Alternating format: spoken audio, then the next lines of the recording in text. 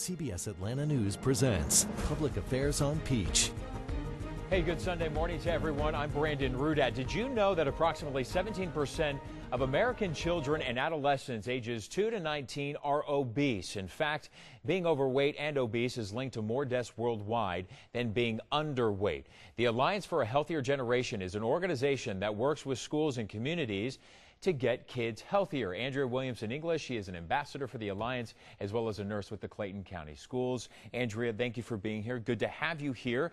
Let's talk about the obesity rate and how many kids are overweight. Is it a problem here in America? It is a huge problem. If I can correct you real quick, Hall County Schools. I work for Hall County Schools. My bad. Yes, it is a huge problem. We see this issue in Hall County as well as across the state, across the nation, and worldwide. We know that 17%, of course, ages 2 to 19 are obese, but that's just those that have BMIs that are on the upper level. When you start looking at the overweight and obese, which is outside the normal levels, we're looking at 30, 40, in some areas of our country, 50% of the students are above what we would consider a healthy weight. Where does the problem start? Does the problem start at home through your research and your findings? Well, what we found is that there's no single cause to childhood obesity, and there's no single person responsible for childhood obesity. What we are finding is that in order to solve this issue, it's going to take a multifaceted approach with many different interventions, whether that's at home, at school, and in community areas that serve children. And it's also going to take a collaboration of people. So what did not start as a one incident problem will not end with a one-piece solution. I've always wondered this. Is obesity, is it a growing problem here in the U.S. or has it always been a problem in the U.S.? We do know that it is a growing problem. If you look back at our numbers as far back as 1970s, a very small percentage of children. Then what is it? What's the factor? Well, we look at, we know that in our technologically savvy environment that we're in, children don't move around as much. Right. So we also know that food is more available. We're in a prosperous nation. That is something that contributes to it. And fast food? Fast food, of course, can be a part of it, but just the way we eat. We like to celebrate now. Everything we do seems to evolve around food. So certainly this continual approach of putting food in our mouth. Portion sizes have gotten bigger, and I think children, as they've slowed down with their movement and then also increased their food intake, we are seeing this incidence. So how do you encourage? I would say a lot of that probably goes back to the home. If kids are at home and they're on the computer, they're online, or they're playing video games, they're not outside. To me, a lot of that falls on the parents because they should have control if their kids are watching video games, saying, hey, go out in the street and play. No? Well, I think that when you look at a situation, the school has an opportunity to influence the home. Just as children come with the same cultural values as their home, when they come to school, we are teaching them also some values. Schools serve children 180 days a year, right, 7 hours a day. We serve 1 to 2 meals and sometimes a snack in there as well.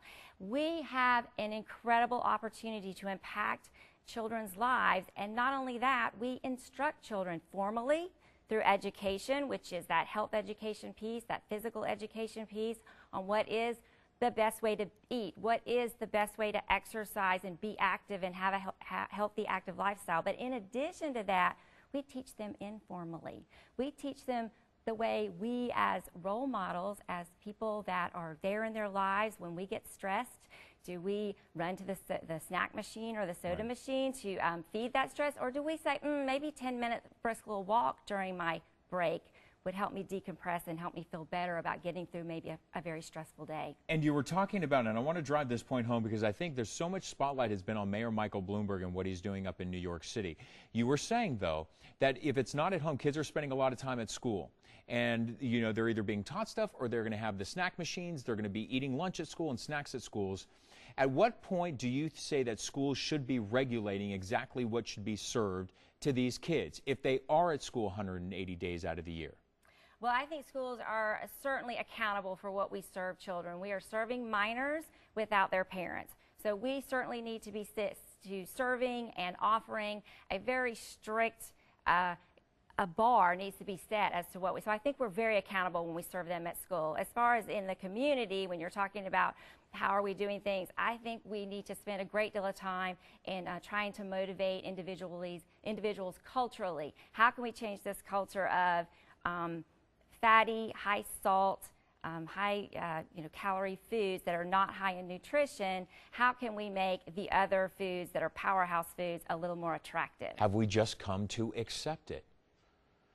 No, I would say there's definitely a movement in this country. We have not come to accept it. I think there is enough. The Alliance for a Healthier Generation is right now in 15,000 schools of the 98,000 public schools in this country.